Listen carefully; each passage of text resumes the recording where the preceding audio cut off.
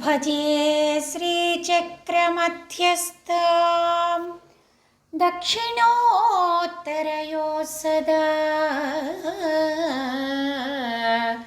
శ్యామావార్తాళి సంసేవ్యాం భవానీం లలితాంబికాం భవానీం లలితాంబికాం.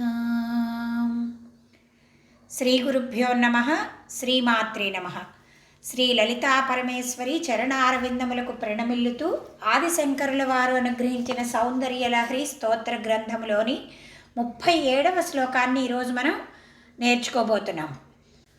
ఇంతకు ముందు శ్లోకంలో గురువులు మనకి ఆజ్ఞాచక్రమునందు ఆ జననీ జనకులను పరచితి మరియు పరశంభువుగా కోటి సూర్యచంద్రుల కాంతిని ప్రకాశిస్తూ ఉన్నటువంటి వారిరువురిని ధ్యానం చేయటం వలన ఆ ధ్యానం చేసినటువంటి ఉపాసకునికి ఆ సూర్యచంద్రుల కాంతి అవసరము లేని పరంధామమునకు చేరుకుంటాడు అనేటటువంటి ధ్యానం మహిమ కలిగినటువంటి శ్లోకాన్ని స్తుతించారు. ఇప్పుడు 37వ శ్లోకంలో విశుద్ధి చక్రమునందు ఏ విధంగా ధ్యానం చేయాలి, ఆ ధ్యానం వలన కలిగేటటువంటి ప్రయోజనం ఏంటి అనేది తెలియచేస్తున్నారు. విశుద్ధౌ తే శుద్ధ స్ఫటిక విశదం వ్యోమజనకం శివం సేవే దేవీమపి శివ సమాన వ్యవసితాం యయో కాంత్యా యాంత్యా శశికిరణ సారూప్య సరణేః విధూతాంతర్ధ్వాంతా విలసతి చకోరీవ జగతి. విశుద్ధౌ తే శుద్ధ స్ఫటిక విశదం వ్యోమజనకం. ఇక్కడ జననీ జనకులను వ్యోమేశ్వరి వ్యోమేశ్వరులు అనేటటువంటి భావనతో ధ్యానించాలి. విశుద్ధౌ తే శుద్ధ స్ఫటిక విశదం, వీరు శుద్ధ స్ఫటిక కాంతులతో కేవల చంద్ర కిరణ కాంతులతో ఆర్ద్రంగా తెల్లగా చల్లనైన కాంతులతో ప్రకాశిస్తూ ఉంటారు.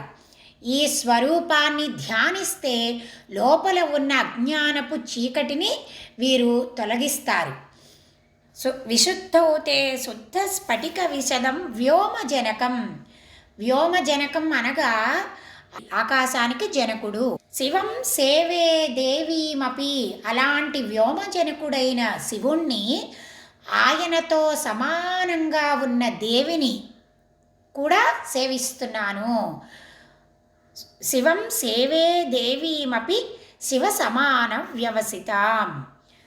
వీరిరువురిని ఆ విధంగా ధ్యానం చేయటం వలన విధూతాంతర్ధ్వాంత విలసతి చకోరీవ జగతి.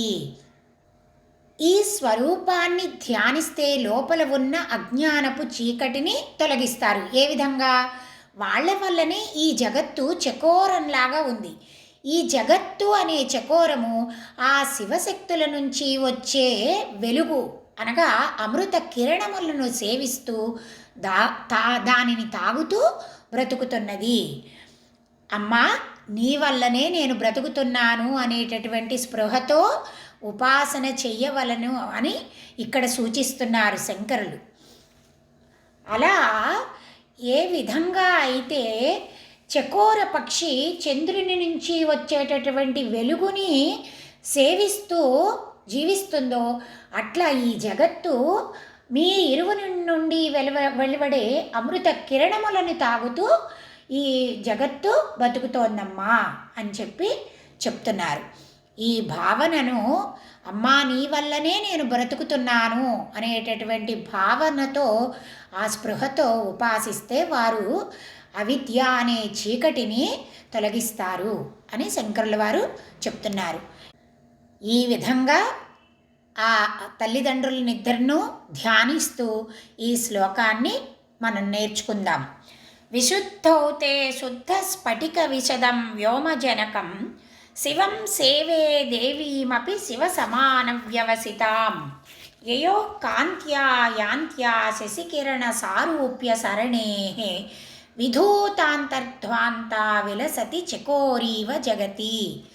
విశుద్ధౌ తే శుద్ధస్ఫటికవిశదం వ్యోమజనకం శివం సేవే దేవీమపి శివసమానవ్యవసితాం యయోః కాంత్యా యాంత్యా శశికిరణసారూప్య సరణేః విధూతాంతర్ధ్వాంతా విలసతి చకోరీవ జగతి. ఇందులో స్మరింపదగిన లలితానామాలు శివ మరియు అజ్ఞానధ్వాంత దీపిక. మరి ఒక శ్లోకంతో మళ్ళీ కలుద్దాం. సర్వం శ్రీ లలితా పరమేశ్వరి చరణారవిందార్పణమస్తు. స్వస్తి.